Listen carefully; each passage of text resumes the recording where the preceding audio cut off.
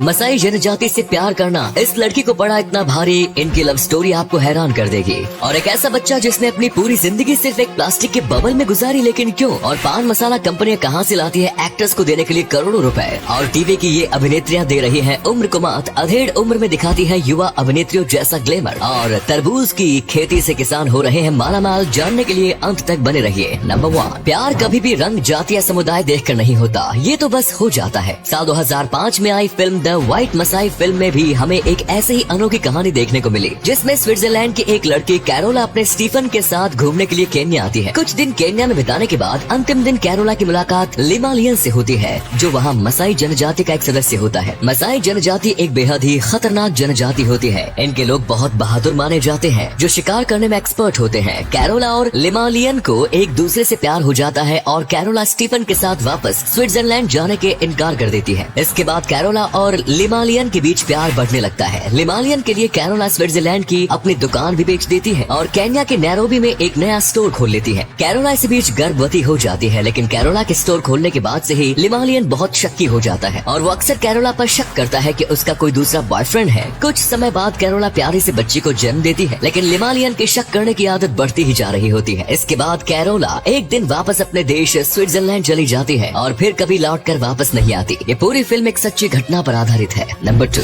As is just number. ये बात आपने सुनी तो कई बार होगी, लेकिन छोटे पर्दे की कई एक्ट्रेस इसे जीवन में अप्लाई करती हैं। टीवी पर अलग अलग किरदारों से लोगों के दिलों में जगह बनाने वाली टीवी एक्ट्रेसेस की असली उम्र आपको हैरान कर देगी। ये है मोहब्बतें से हर घर में पहचान बनाने वाली दिव्यांका त्रिपाठी की उम्र 37 साल हो गई है, लेकिन उनकी खूबसूरती और चेहरे की चमक 20 से 22 साल की अभिनेत्रियों को टक्कर देती है। श्वेता तिवारी के जलवे के तो क्या ही कहने। श्वेता अगर अपनी बेटी के साथ कहीं जाती है तो लोग दोनों को बहनें समझ बैठते हैं। निया शर्मा की उम्र 32 साल है, लेकिन वे आज भी एक कॉलेज जाने वाली लड़की ही नजर आती है। हिना खान की उम्र 34 साल है, तो वहीं अंकिता लोखंडे 37 साल की हो गई है, लेकिन इनके फेस से भी इनकी उम्र का अंदाजा नहीं लगाया जा सकता। इन दिनों अनुपमा के रोल में नजर आ रही रूपाली गांगुली की उम्र 45 साल है। इनकी असल जिंदगी की फोटो देख इनकी उम्र का गलत अंदाजा ही लगाएंगे। नंबर 3, आजकल पान मसाला कंपनी अपने प्रमोशन के लिए शाहरुख खान, अक्षय कुमार और अजय देवगन जैसे स्टार्स को साइन कर रही है। हालांकि ऐसे विज्ञापनों से अक्षय कुमार ने अब तौबा कर ली, लेकिन ये पान मसाला कंपनियां कितना पैसा कमाती हैं जो इतने बड़े बड़े स्टार्स को ऐड के लिए हायर करती है। एक रिपोर्ट के अनुसार भारत में पान मसाला कंपनियां सालाना 41,000 करोड़ से ज्यादा का व्यापार करती है, जो साल 2027 तक 57,000 करोड़ के आंकड़े को पार कर जाएगा। ऐसे में कुछ करोड़ रुपए इन कंपनियों के लिए ज्यादा बड़ा अमाउंट नहीं है। अब इतना पैसा देखकर किसी का भी जी ललचाएगा है ना, इसीलिए एक्टर्स ऐसे विज्ञापनों को चाहते हुए भी इनकार नहीं कर पाते। स्वास्थ्य मंत्रालय के अनुसार भारत में 27 करोड़ लोग गुटखे और तंबाकू का सेवन करते हैं, जिसके कारण हर साल 3500 से भी ज्यादा लोगों की मौत हो जाती है। नंबर 4, गर्मियों में ठंडा ठंडा तरबूज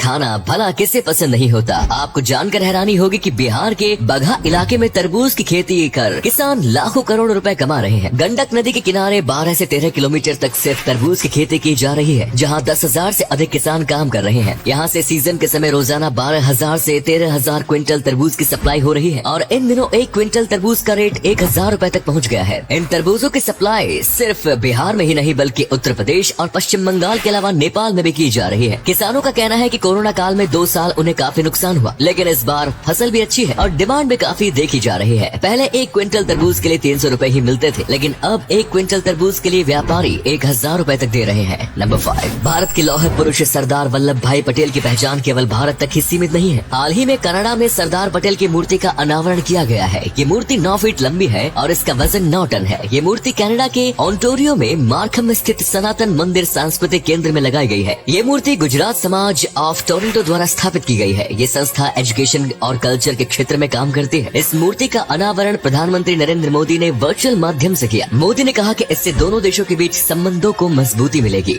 नंबर 6, क्या आप कल्पना कर सकते हो कि आपको अपनी पूरी जिंदगी एक प्लास्टिक के बबल के अंदर ही बितानी पड़े तो कैसा लगेगा? अमेरिका में साल 1971 में एक ऐसे बच्चे का जन्म हुआ था जिसके अंदर किसी भी प्रकार का इम्यून सिस्टम मौजूद नहीं था, यानी एक छोटा सा वायरस या बैक्टीरिया भी उसके लिए जानलेवा हो सकता था। इसीलिए उसे पैदा होते ही एक प्लास्टिक के बबल में कैद कर दिया गया। डॉक्टर्स के पास उस समय इस बीमारी का कोई इलाज नहीं था। इस बीमारी का नाम सीवर कंबाइंड इम्यूनोडेफिशिएंसी यानी SCID था। बच्चे का नाम डेविड वेटर रखा गया। 3 से 4 साल की उम्र में पहुंचने के बाद डेविड बाहर की दुनिया देखने की जिद करने लगा, जिसके बाद नासा ने एक स्पेशल सूट बनाया, लेकिन वो सूट डेविड ने सिर्फ 7 दिन ही पहना। डेविड से पहले उसके एक भाई की भी इसी बीमारी के कारण मौत हो गई थी, जो सिर्फ 7 महीने का था। डॉक्टर्स ने डेविड का बोन मैरो ट्रांसप्लांट करने का फैसला किया जिससे उसके शरीर में इम्यून सिस्टम डेवलप किया जा सके, लेकिन ये बहुत रिस्की ऑपरेशन था। 12 साल की उम्र में डेविड ने दुनिया को अलविदा कह दिया, लेकिन डेविड की मौत के बाद कई रिसर्च सेंटर्स एस्टैब्लिश किए गए, जिसके कारण आज वैज्ञानिकों और डॉक्टर के पास इस गंभीर बीमारी का इलाज भी मौजूद है। ये कहना गलत नहीं होगा कि डेविड इस बीमारी से पीड़ित कितने ही बच्चों के लिए एक मसीहा बनकर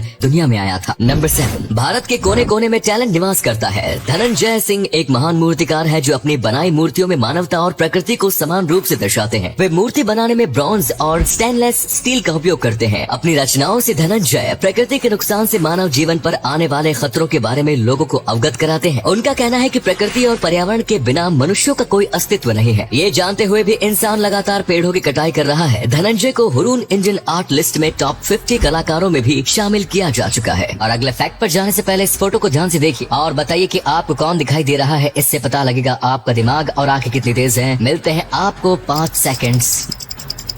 नंबर 8, अब जब कला की बात चल रही है तो एक और अद्भुत कला आपको दिखाते हैं। ये देखिए किस तरह एक व्यक्ति अपने हाथों की परछाई से दीवार पर अलग अलग तरह के जानवरों की आकृतियां बना रहा है। इस कला को क्रिएटिव शैडो आर्ट कहते हैं और आप में से बहुत लोगों ने बचपन में मोमबत्ती के सामने भी इस तरह अलग अलग जानवर बनाने की कोशिश की होगी। प्रोफेशनल शैडो आर्टिस्ट अपने हाथों से सैकड़ों तरह की आकृतियां बना सकते हैं, जैसा कि आप वीडियो में देख रहे होंगे कि मोर, मकड़ी, हाथी, घोड़े, हिरण, कबूतर, चील से लेकर ना जाने कितने ही तरह के पशु पक्षी ये अपने हाथों से ही बना लेते हैं।